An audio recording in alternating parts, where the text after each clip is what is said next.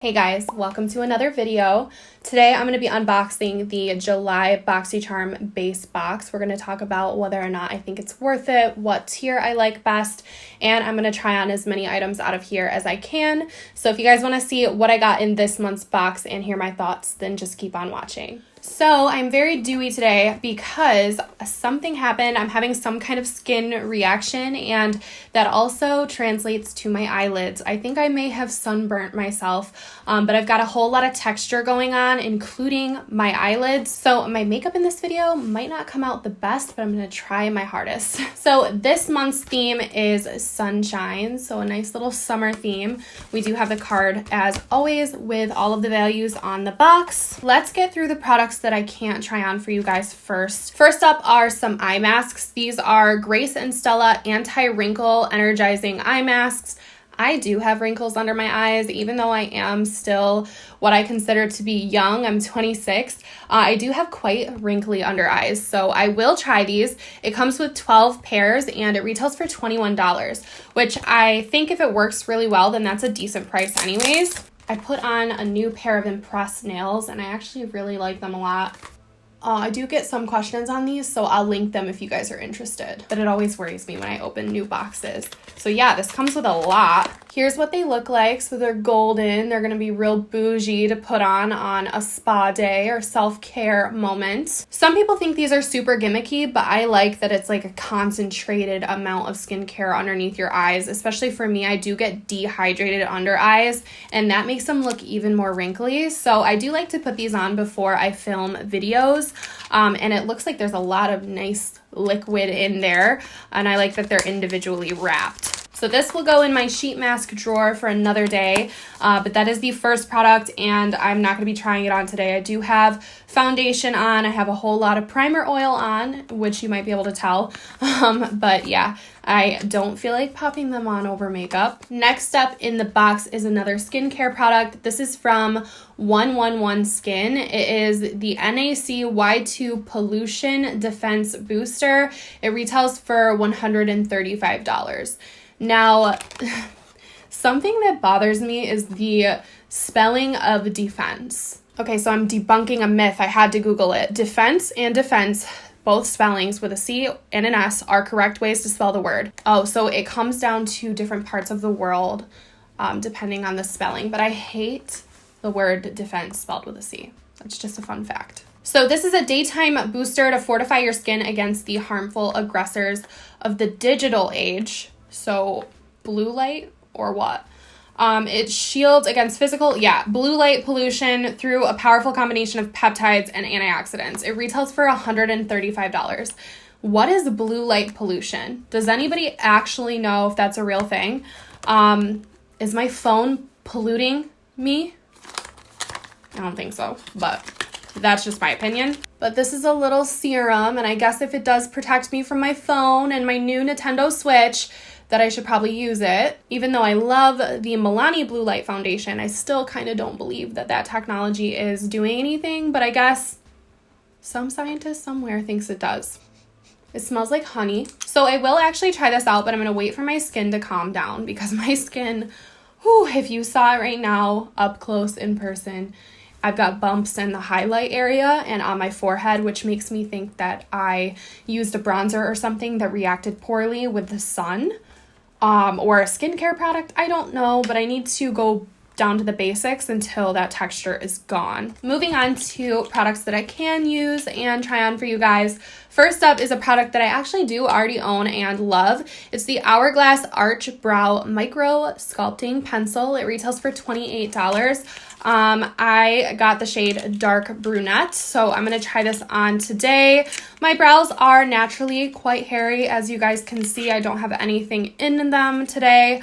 But I do like to fill in the arch and make them a little bit more sharp. I like this because it has a spoolie on one end. I believe all brow pencils should, because I'm not always trying to reach for my brow brushes. And it is very skinny, and it has a very interesting oval shaped tip. It's probably too small to show you guys, but it's very precise, which I like. So I'm just gonna brush my hair upward. I'm living for the dew on my face today. If you're wondering, it's Smashbox Primer Oil under Laura Mercier foundation. And I have a little bit of Artist Couture Illuminati is my highlighter. So I'm just going to fill in the arch. I'm going to also fill in the sparse areas that I do have in the brow. This is actually one of the only brow pencils that I've run completely through. It's normal for me to run through Anastasia and Benefit because I do work closely with those brands and I get a lot of replacements, so I run right through them. This is one of the only outsider brands of those that I have ran through a whole pencil. So I just like to deepen and define with my pencils, and that is pretty simple. This color does work for me too. All right, so the star of the show this month is going to be the Pure Festival 2.0 palette. Now, Pure, I'm not happy with Pure right now because I couldn't get through for the Raw Beauty Christie launch, and it's just annoying to me. I tried for like over 8 hours. I know it's not anything to do with Christie. It's not her fault at all, but I was super upset that I wasn't able to get that collaboration. So, I mean, Pure's making me mad, but I'm going to try out this palette. The Festival 2 palette retails for $36. It looks like it's a bunch of red and cherry tones. So I wasn't expecting that today, but hopefully I can come up with a cute look. Oh, well, I just dumped a bunch of shadow in my lap. My palette was shattered, so let me dump this out. There's a lot of black shadow everywhere. Also, the colors are so off. Oh no, it's all over my chair. I'm not gonna lie, that's a little annoying. It has to always be the black shadow with me. It's like when I break a palette, it can't just be like a nice light shimmer. It's always black and it's always all over my room forever. All right, so let me try to show you how I thought the palette was gonna look based on the packaging versus what it actually looks like. So, I mean, hopefully my camera can show you this, but this literally, to me, looked like a all red toned, like cherry toned eyeshadow palette. Like the bottoms, purples, cherries, the middles, reds, the top, reds. The actual palette looks nothing like the shades on the back of the palette. I'm disappointed because I thought it was gonna be like all reds, and it's not. And of course, the fact that it shattered on me, we're not friends right now. I'm not trying to roast it either because the Festival palette did come in a Boxycharm in the past, and that palette was bomb. This just doesn't give me festival vibes. It's just very not what I expected it to be. Let me scoot in a little, but I don't want you guys to see my textured eyelids.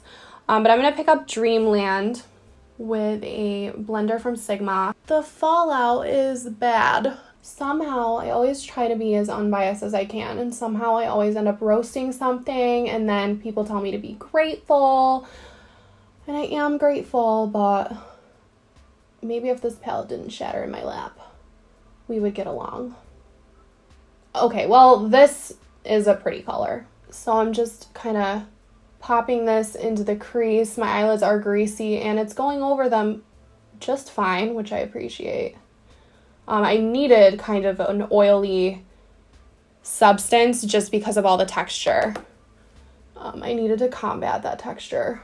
I'm going to go into the shade that is closest to red. It's called Turn It Up. It's kind of like a hot pink, reddish hot pink. This does have some fallout too. This is just going to go all over the lid.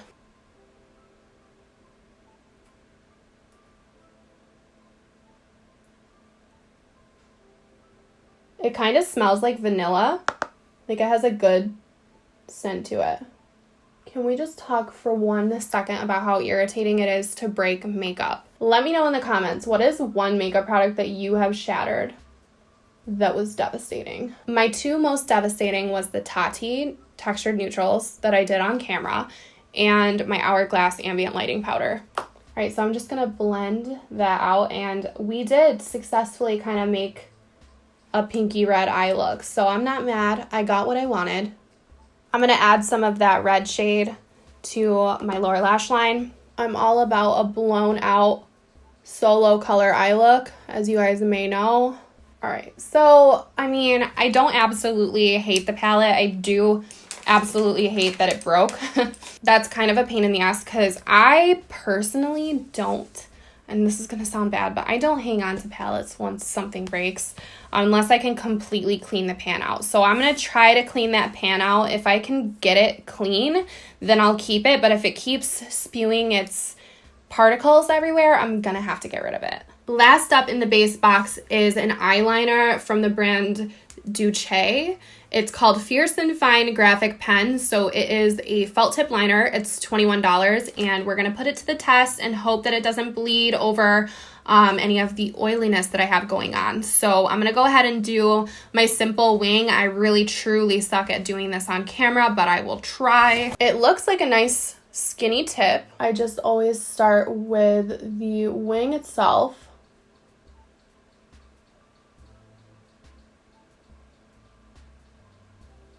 Well, we've got two mismatching wings already.